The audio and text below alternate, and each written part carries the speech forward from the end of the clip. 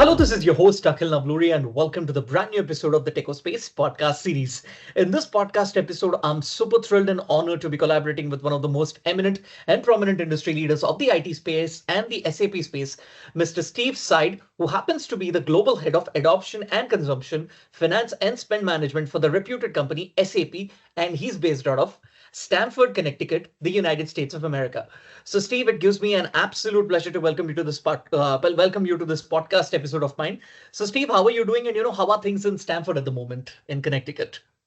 How you doing today? Well, it snowed a little bit last night, but the Arctic thaw is actually starting to warm up. So I'm hoping that some of the snow melts, but doing pretty well. Thank you for having me today.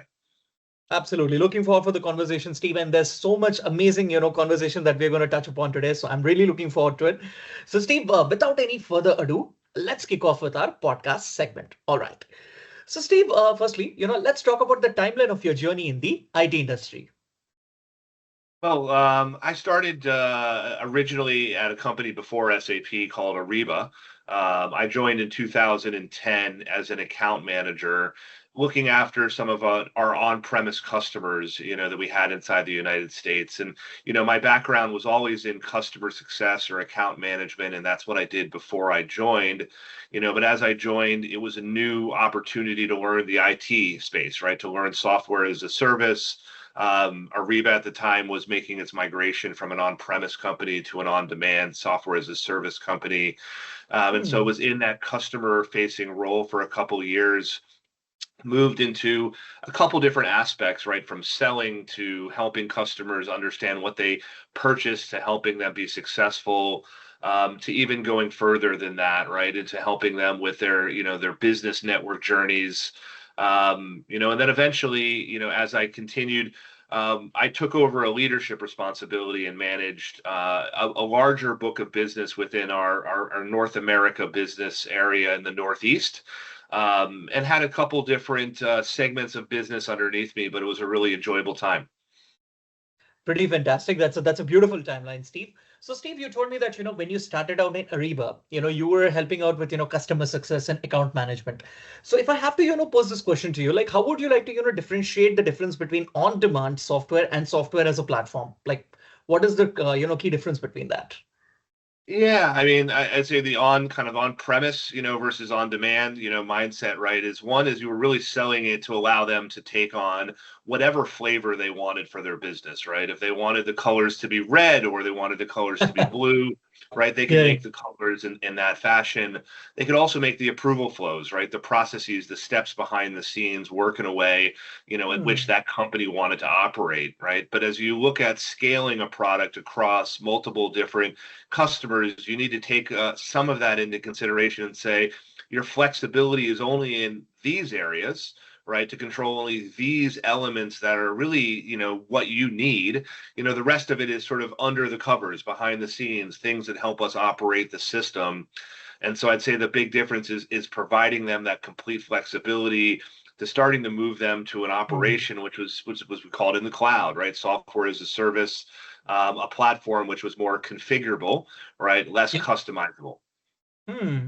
So that completely explains the term. If I have to quote it out, it can say customizable versus let's say that is already configurable. So these two things sums up the point for me. So very nice insight on that, Steve. Now, Steve, would you like to give me an overview into you being the global head of adoption and consumption, finance and spend management at the reputed SAP company?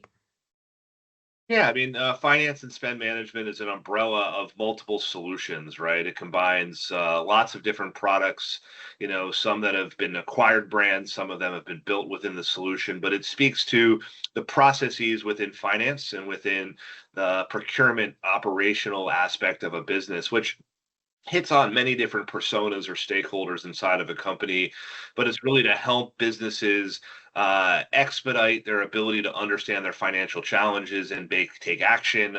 And from a procurement and supply chain perspective, helping them, purchase things, pay for things, invoice things, and reconcile across their businesses. So it's a multiplier that many organizations had to manage internally on paper and pen. Okay. And as technology has come, right, it's allowed them to take a lot of those processes, electronic. Hmm. So, you told me that, paper and pen was a thing back then, like, before that, before, they moved into SAP. So with respect to paper and pen, Steve, what did you think, were the difficulties, that the business was facing? Yeah, I mean, I think companies were, and still are looking to, save money, save time, and be more efficient, right? And as you look at some of those areas of inefficiencies, companies spend a lot of time looking within their four walls, right? Like within the Yeah, yeah. things that they do, and they've done all those elements of efficiency.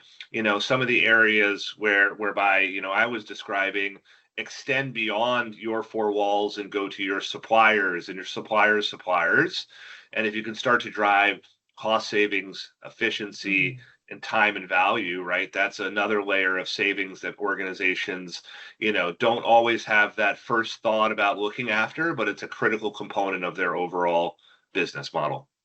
Absolutely, absolutely. That's a very right point, and a very insightful point on that, Steve.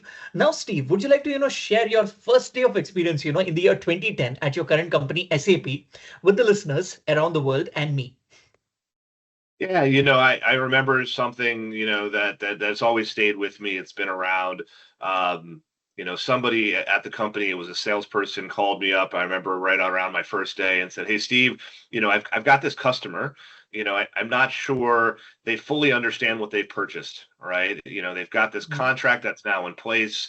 I need somebody that can go there and help them be successful with ultimately what they purchased, right?" And it, to me was always sort of an interesting conundrum, right? That we would sell something where the customer didn't know that they purchased something or fully understand what it could Yeah, do, yeah, yeah. but ultimately my role that I took on at the time was that of helping a customer work through their challenges and try to find the value that they were trying to buy into. And so it always stuck with me that you needed to make sure that either as I met a customer for the first time or got involved in an account for the first time, that I took the time to listen to them on what they were Hmm. trying to solve for, why they were trying to do it, really trying to understand that business case or the value of why they purchased the software in the first place. Okay. So, when they had that problem to understand the software, like in how many days or let's say how many months did you, get them through to that, through with that kind of a solution? Yeah, it's not a short fix, right? It takes some Yeah. time sometimes, right? And so that's where it depends on where you fall in terms of, really understanding the problem, right? And it might be you're getting involved during the sales cycle where you're listening to the problem that drove them to reach out or drove them to answer the call that we reached out to them on. Um, and really listening to the problems that you're trying to solve for so that you can always point back to those over time, right? If you're having a business review 3 months later or a year Hmm. later, you can highlight that you remember when you said you had these three problems that you were trying to solve, and the technology you needed to help you solve those, right? You can remind them when you have solved those problems, right? Like remember when that was the problem you were asking for, and now you're asking for something more, right? And so it's always, that's another element. It's always looking forward, but don't Yeah. forget what you've already tried to achieve and set that baseline, measure against that baseline. And so I'd say it's something where you get involved. It's 3, 6, 9, 12 months, and it's really Okay. why, a contract in the cloud is not for eternity, right? The contracts are typically for those type of Yeah, timeframes yeah, to yeah. allow for, the element of adoption, the element of deployment, and then ultimately that element of consumption. Absolutely. So when we, talk about this particular company or let's say this particular client of yours, was he, based in the US or somewhere in the East region or was he in the West region? No, it was a company in the U.S., right? It was a company that I've spent time with over the years since to sort of make sure that they've been successful, that they continue to be a customer. Someone that I can go back to and ask, right? We can laugh about the early days and we can have a Yeah. conversation. But it ultimately, it's something that I like to reflect on is that, if a customer can stay for 3 or 4 renewal periods, that's a really successful relationship. Yeah. And ultimately, if we could have, more of those, personal relationships, right? I think I had a personal relationship with the customer. To me, as an account manager, that helps, right? It greatly helps in your ability to gain trust and gain, that ability to say, hey, I want to come on site and have a conversation, not always as a vendor, but as more of a strategic advisor, right? And that's something that I've learned over time. They're not the same, right? You can come off very, very much like a vendor sometimes, but the goal, right, is to say, I'm vested in your benefit or your business goals and your business challenges. Let me help you on the journey. Let me be there in the tough days, right? Let me be there when you're having challenges. Yeah. Let me celebrate with you, right? Like when you have a go live or a particular business unit that's, doing something new or different or achieving some value. I want to be part of that, right? And so that's kind of the message that I've taught to my teams is you need to be there for both sides of the customer journey, the good, the bad, and the ugly. Absolutely. And I really love your approach. It's not about, going as a vendor, but as a strategic advisor. And, when you get three times, those renewable cycles from the business, that actually explains that they want to work more with you. So that's a lovely point, and I really love this approach of yours, Steve. Thank you. That's amazing, Steve. Now, Steve, would you can you, give me an insight, into your most successful blog? Go live is not the finish line, a new approach to cloud software adoption from SAP. And now talking about this blog, is there any interesting backstory, that is associated with it? Yeah, I think over time I've seen a variety of mentalities in both the IT industries, both inside of, many companies, mine included. It's sometimes about how do you get past that go live, right? We've sold them something in their bill of materials. The deployment says it's going to take 8 weeks or 12 weeks, and they've gone live, right? And so like that ability to, go beyond that is the kind of the defining part in my mind, that the go live is really your starting point, right? It's turning on the light switch, and then, ultimately it's what you Yeah. do with it afterward, that Hmm. that brings the value or it doesn't bring the value. And so to me, it's something that I've seen years ago, right? When I first joined, and some of those early experiences, to things that I've even heard about like last week, right? I had a customer, with me sharing his story, in a small group setting.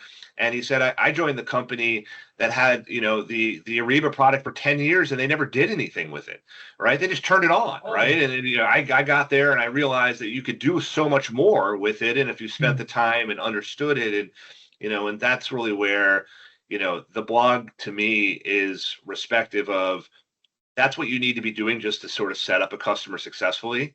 But it doesn't mean that any other a customer can't go through the same journey of, you've had a product for many years. What have you done to look at the new features that have come out?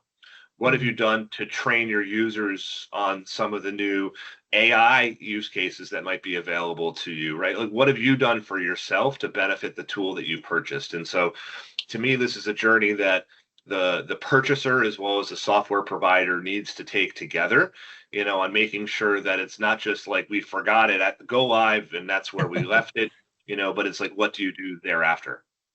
Absolutely. So let's say, you just seen the situation, that they have not used the Ariba solution for, let's say, 11 months. So how did you, approach them and ask that, what is the reasons? I mean, do you have any issue, with the solution? What was your first question, that you asked to them? First off, it depends on who you're getting into, right? It could be an IT person, it could be someone within the business. Typically the IT team is, running at, it's some direction of the business, and so it might be a combination of the two groups. But, usually is it what's blocking you from utilizing the tool? And there's usually something under the surface, that is easy for them to raise up. And hey, we had so many support tickets that it didn't allow us to use the tool in the way that we needed to. And so we had to adapt another process. And over time, our users got frustrated and wanted to go to that other process. And Hmm. hence you're seeing us, stop using the application. Um, Sometimes it's, hey, we had a new leader come into our business, right? And that new Yeah. leader brought a technology vision that's different from the one that we've had in place. And so in that case, it's a little bit of reselling, right? Having to get back in there and resell Yeah. not just the vision, but the change management costs, right? A lot of these transformations don't happen, overnight or immediately, and there's a cost associated with change. How do you, get them to understand the cost that it costs them to get to where they're at versus what you could pay, or maybe the cost of change versus the cost of improvement. And so, getting to that stakeholder is usually a challenge. But right, if you ask the right questions, if you have a relationship, Yeah. which you should be able to navigate both of those to come up with some solution.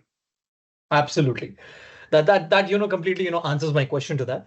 Now I mean you had worked in multiple of projects. Let's say plethora of projects, Steve. To be honest, and in the plethora of projects, you had completed the go live, and the go live was done. And within a month, did the customer come back to you stating that we want to go for a next cycle? Did such kind of a situation happen?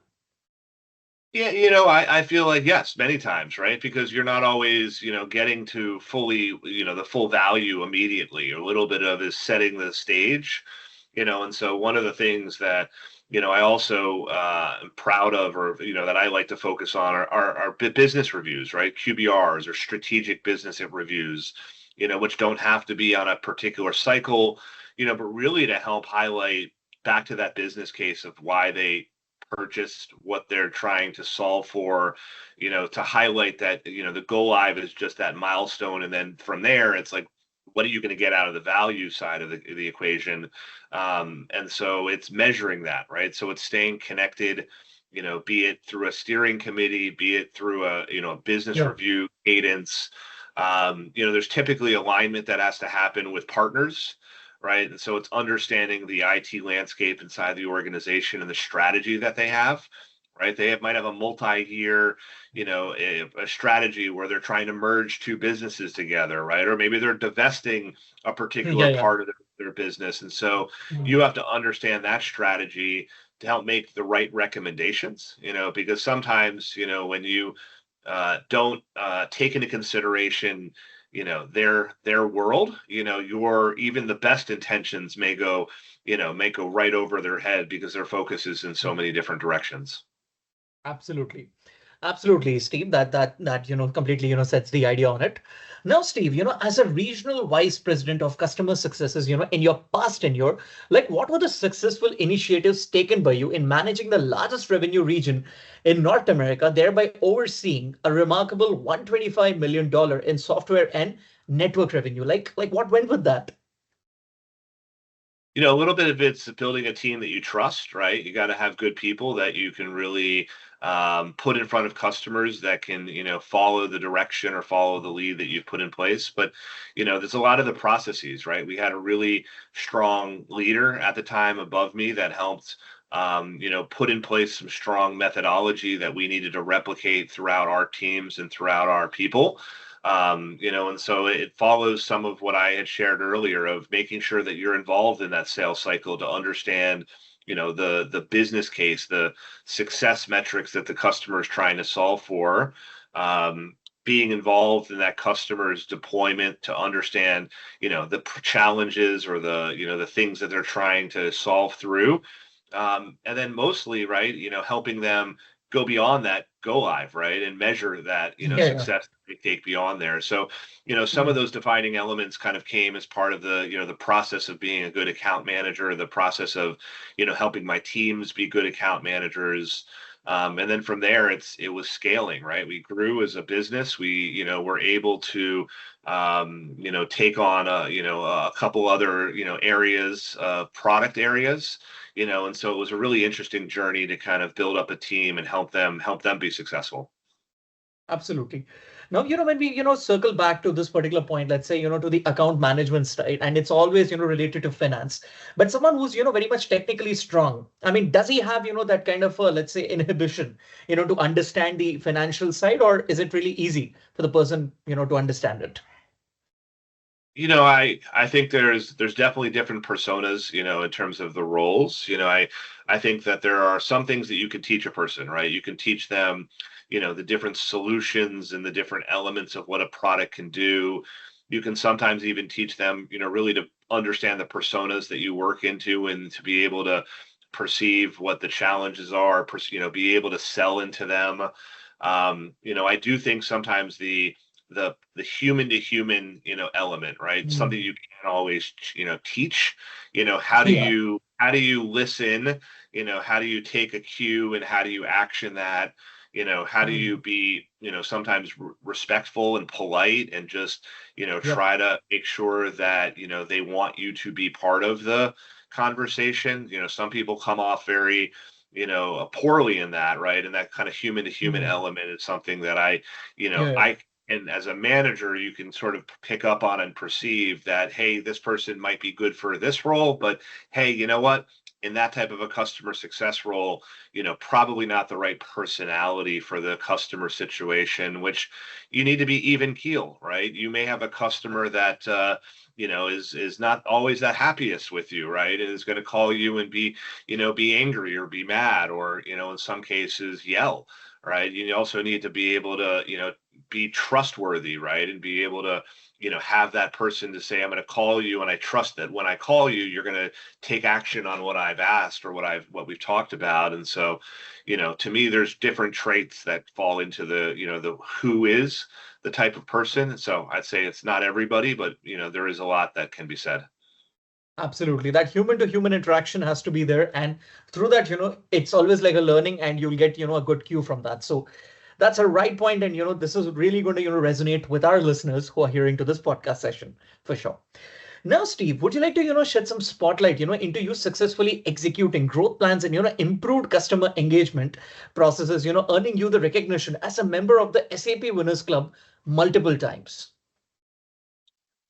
Yeah, I'd say my thing that I would want to share with other people's is being consistent, right? It's not always about just, overperforming in one particular situation, but is being consistent and dependable, right? So that, as your leaders throughout your business, or in my case, my business, they know that there's an ability to trust that when a problem occurs or when a situation comes up, that you're going to solve it, right? That you're going to go that extra mile to kind of, understand the situation, be able to put in place a good plan to solve it. And sometimes, that also means not always asking your boss, right, for that guidance, right? Just, sometimes as a boss, you don't need to always know what every action is that your team's doing, but you want to know that they're taking the right actions, right? And that as a boss is even more meaningful than someone going and saying, can I do this or should I do that, right? It's like you took the authority, that I've given Mm. you, right, to go off and take action in the way that you felt most would help this business. And so to me, I feel that accountability has been provided to me to go off and take those actions necessary to drive the business in a way that I think is the right way, and then teaching others to do the same, right? And so, a little bit of that is learning, right? So I learned, from people on what it takes to do that, or what some of those problems that I should be solving for are. So it's not something that I think I learned overnight, right? It took me, many years of kind of working with other leaders, to kind of understand that what is the right answer for this problem or what is the wrong answer for this problem. But, I'd say that over time, it's being consistent and dependable and ultimately, someone that your management, right, can rely on. Absolutely, absolutely. Now, when you're measuring, the performance of, people who are working under you, like, I mean, is it, going through, let's say like the daily stand-up calls, or is it, some kind of, let's say, report metric kind of thing? Like, what do you exactly do, to check the consistency of the performance? Yeah, I feel like depending on the size of your team, daily stand-up calls are almost, challenging, right? I've got a team Yeah, globally. There are time zone challenges where it might be 15-hour time zones difference yeah. between, me and somebody else. But, for me, it's, trying to, make sure that if you have, a time frame where you are catching up, that you're using it in a meaningful way. I don't want to go to a one-on-one with someone underneath me and have me be the one thinking of all the questions to ask them, right? Like if it's Yeah, you're yeah. going into a one-on-one, spend some time thinking about like what are you going to go in and ask, in that situation. Also like when you're, in my case, I planned a big meeting recently, right? I wanted to make sure that I asked all the right questions ahead of time. And so it's spending that time thinking ahead, So if you're a chess player, right, I think sometimes good chess players kind of fall into this category of you're always thinking one or two moves ahead, right? Like, what can I Hmm. do now that's going to help this situation, this problem, this issue, not immediately, but like tomorrow, next week, next year. What can I do now? And so that's something that I would always leave with people is to not just think in the moment, but think about what you can do that's going to impact you down the road. Absolutely, absolutely. That's a right way of taking the the chance, and it's lovely to have a one-on-one conversation, and through that you'll understand what are the weak points and the strong points of the person who's working under you. So which is absolutely right. Now, Steve, like what is your take on combining the aspects of the supply chain and procurement with that of the SAP excellence, and is there any interesting hands-on use case that you were associated with in your tenure? I've gotten to be part of what we call as the SAP Business Network, which kind of helps connect, our procurement applications or supply chain applications and suppliers, right? Which to me is, the most unique element of what Ariba was, what the SAP Business Network is today. Is almost this connection, right, between these multitudes of millions of buyers, suppliers out there in the ecosystem, with all these buying organizations that are buying a lot of the same stuff, right? And they're just buying it, like I talked about before, paper and pens and, Yeah, old yeah. snail mail over the mail, right? That became emails, right? That people then would key into their systems. To me, it was that ability to think, a couple steps ahead, right? And think about how does this network business allow for companies to differentiate themselves outside of their four walls, right? They did a really good job of managing their supply chain, right? What they bought, how they bought it, what the cost was, but all those other elements of purchasing and spend, were sometimes overlooked inside of organizations. And so to create this network, to me, it was always, it was a remarkable moment in my career to really think about this network that got built, and how that sort of, became what it is today, whereby there's millions of suppliers and thousands and thousands of buyers connecting every second to send purchase orders and invoices and supply chain documents. And so to me it was a pretty interesting and fun part of my career to be part of. That's nice.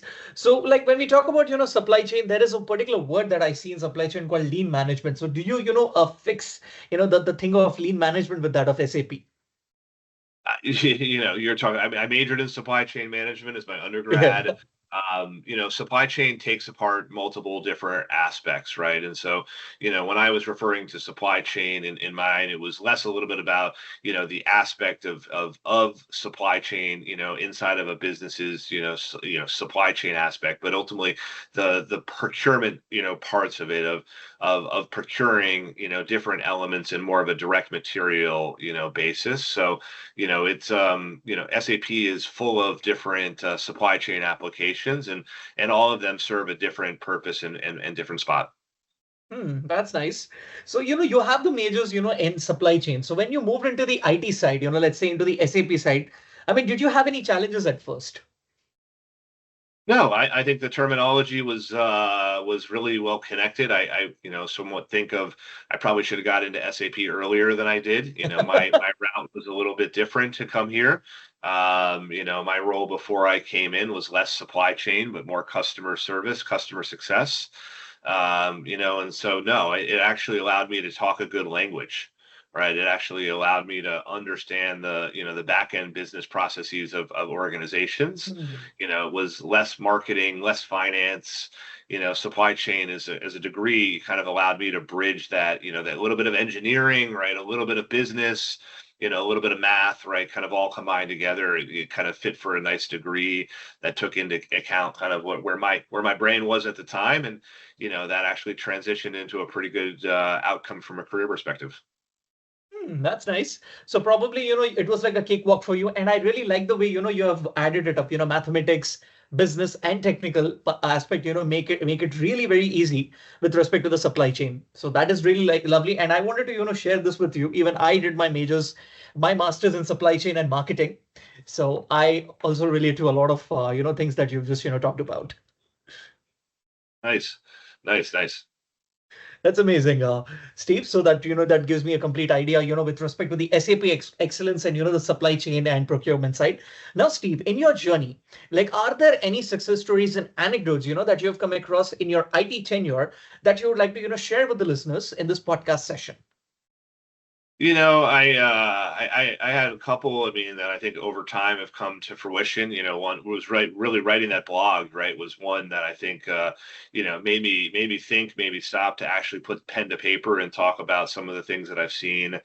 One of the others that I remember from a sales leader that I have many years ago is sometimes he used to say sometimes good is good enough, right? Like you don't have to solve every problem, right, to get to a solution, to get to a Hmm. customer outcome, right? Sometimes, if your good is good enough to get them to move forward, to get them to action, to get them to do something, that might be enough, right? And so, the mentality that sort of stuck with me is that don't spend all of your time trying to solution every aspect of every problem before you move forward with taking action.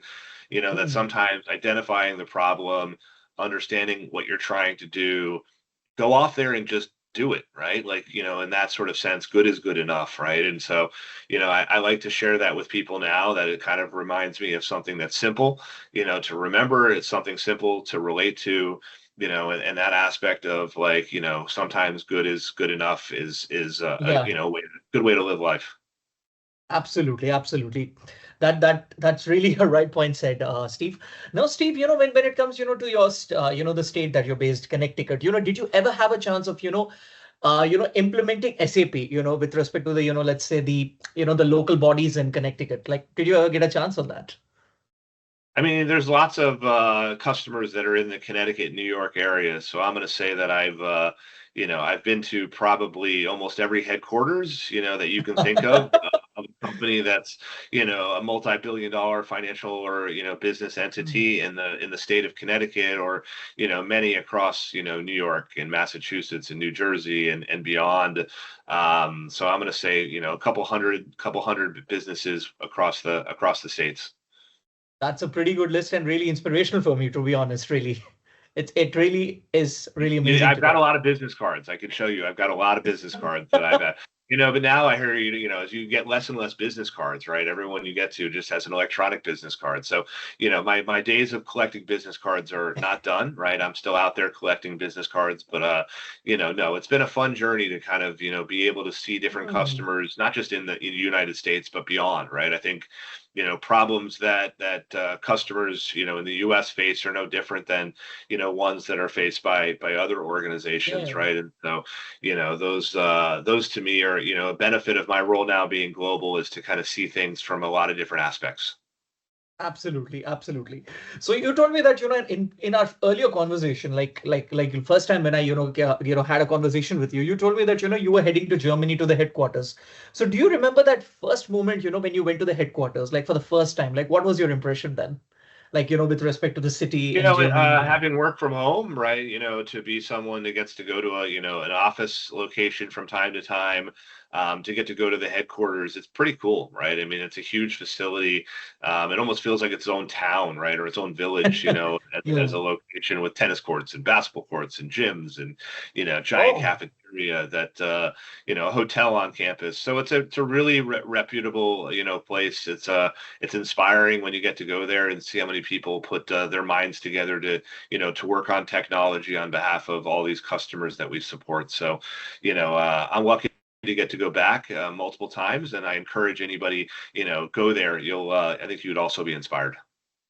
In fact, Steve, my thought process is like this. Given an opportunity, I would love to go to different company campuses and interview people. Like now I'm doing it virtually, but I would like to take this opportunity and do it on live location and talk to people and see it for myself. So let's see if I will manifest that soon. Good luck. Wish you the best. Yeah, thank you, Steve. So, Steve, now this is an icebreaker to you. Like in our previous conversation, again, you told me that there was one particular person, your boss, has inspired you. So, would you like to share about him? Like how did he come? How did you come across him, and what were the teachings that you have grabbed from him? Yeah, I've had the kind of the good graces of having a multitude of good bosses over the years, and I think there was one in my early tenure within Ariba and SAP that resonates really strongly, right? It was partly the presence, right? A presence of maturity, a presence of understanding, that this wasn't the most challenging thing that you could do it, right? And so someone that had your back, right? And so there was. There was just something about that moment in time, right, where you had a leader that you felt 100% behind, not just as an individual, but I think as a collective group, and that maybe makes it different, whereby you might have good leaders, in other situations, but collectively across the group, I think everybody felt the same way. So, we got to take away a lot of good stories, a lot of good anecdotes, and a lot of good things that I still put in place today. So, it's something that I'd say is listen, as someone who's, I look back, I wish I listened more, right? So sometimes you get frustrated, you're like, I'm done with listening, right? Sometimes it's like, listen, take that extra Yeah. moment and listen and remember, and, you'll be able to take some things away that you'll be able to use, maybe not then in the moment, but you can use them again in your career. Absolutely. And I'm pretty sure that, when this episode, I mean, you need to, share this episode or let's say, this conversation with your boss and he'll definitely really love it. And, it'll be like an honor for him for sure. Wonderful. Well, thank you very much for the time. No, it was great to talk to you. Yeah, absolutely. And Steve, like before we, conclude our podcast session, let's take a lighter route. So, all this while I was, completely, bombarding you with your, with questions about SAP, about your journey, about the ways you're, helping people and, about your first day of experience at SAP again. But this time we'll take a lighter route in the form of a very non-technical rapid fire round. So, which we are, where we going to just talk about your likes and interests. So are you ready with the first question of the rapid fire round, Steve? Sure. Perfect, Steve. So, Steve, since you're based in the US, like, what is your favorite sports team? I'm a baseball fan, so I like the New York Yankees. Okay. So, if you have to, pick up one best player of the New York Yankees that you've always followed, who would that be? I mean, it's dependent, always followed. I'm a little bit older now, so I'm going to say Aaron Judge right now, but not Aaron Judge. He's much younger. So let's just go with Aaron Judge. Let's keep my age. Aaron Judge. Okay, that's pretty good. So, Steve, since I come from India and I'm of the Indian origin, so I'm pretty keen to ask you this. Like, do you have any favorite Indian food that you always like to try? You know what? I do like Indian food, but as my wife tells me, I'm a pretty boring eater. So like I'm a chicken tikka masala guy, and I'm like a pretty spicy person. So, but I'm sure that if I get to come back to India, that the spiciness by far and away is not spicy in comparison to what you probably would consider spicy. So but like I said, I'm a little bit boring of an eater. No worries, no worries. When you come to India, I'll take you around, and I'll definitely take you around my city, which is like an IT hub, and you'll have a lot of amazing cafes and good restaurants. So definitely, Wonderful. pretty good, Steve. Now, Steve, like if I have to give you two choices, what from that of a beach to a mountain, which would you prefer? A mountain. The mountain, right? Okay. Any specific reason for that? I like climbing mountains. So I've climbed a couple mountains in my history. Hmm. So, like, I mean, somewhere in the East Coast or like West Coast, which mountain was that? Like, you I enjoyed the climbed most? actually in Africa. I climbed Mount Kilimanjaro in Africa. Ah, okay. Somewhere far away from your place then. Okay, nice. So if you have to pick up your favorite movie franchise, what would that be? Movie franchise. Well, I watched a movie this weekend. Well, it's not going to be a franchise yet, but Goat. It's a children's movie about basketball. So it's a good one. It's just Hmm. out in the theater, just as of Friday. Okay, good. Right. So like, I mean, like in your childhood, do you remember, what was the first, cartoon that you have watched? What would that be? Cartoon that I watched. Oh boy. I'm going to say it was that I remember or that I watched. Probably like I remember Bugs Bunny, right? Like, Hmm. and the Warner, Looney Tunes and Bugs Bunny and just like, watching it a little bit in black and white and a little bit in color. Yep. Even I stayed in the US, Steve. I stayed in the New Jersey, and even in 90s, I'm a 90s kid. So I also enjoy the pranks of, Bugs Bunny and seeing Looney Tunes. They actually made my childhood. Brilliant, brilliant. Now, Steve, what is your favorite comfort food? Me, I'm a pasta guy, so anything pasta related. Anything pasta related? Okay, perfect. Okay, then, if you, I mean, if I have to, if I visit, let's say Connecticut, if I visit Stamford, what is the place that you would like to recommend me? There's a good pizza place. Connecticut's known for pizza, so there's a really good pizza place that you can come to, or what else in Stanford? There's not as much. I would say that the ocean's right there. We're outside of New York City, so I'd say we're halfway between really Connecticut and like New York City. So if you're coming here, Mhm. I would say I'd meet you in New York City probably more often than not. Done, done, definitely. In fact, during my childhood, I visited one of my aunt, and she was based in Stamford, but I don't remember anything. But that this is what I've been told from my parents. Yeah, nice, wonderful. Okay. Yeah, it's a coincidental thing that's happening in the conversation. Now again, Steve, just wanted to understand, what was the last song that you have heard? Oh, me, I like Tom Petty. I think it was Tom Petty and the Wildflowers. Hmm. Okay, Running Down the Dream, right? The song name is. Well, I would say the Wildflowers album. So like the whole album, but like the song "The Wildflowers" from the Hmm. album. Yeah, no, it's a good. All the songs are good, but that one sticks to mind. Okay, perfect. That's nice. Now, Steve, final two questions to you in this podcast session, or let's say three questions. So, Steve, now when we talk about the last car, like what was? I'm sorry, I'll just again rephrase the question. My bad. Okay, like suppose when I visit, let's say Connecticut, or let's say if I visit New York and Connecticut, what are the three restaurants that you would like to suggest me? Oh, three restaurants. I don't eat out that much for that. I've got some local ones. There's Sunny and Frankie's in Stanford is a pretty good one. What else? Table 104 is another pretty good restaurant. And then, like I said, there's probably like 15 different pizza places, right? Connecticut's, by far and away, it's I say it's considered the pizza capital of America, right? That's one of the signs Oh, that you enter the state. It's got some good pizza restaurants. So I don't want to pick one because I feel like any one that I pick would do injustice to the others. yeah, yeah, that is true. That is true. Absolutely. Now, Steve, do you remember the first car that you have purchased? A Jeep. A Jeep? Okay, the Fiat Jeep, right? You mean?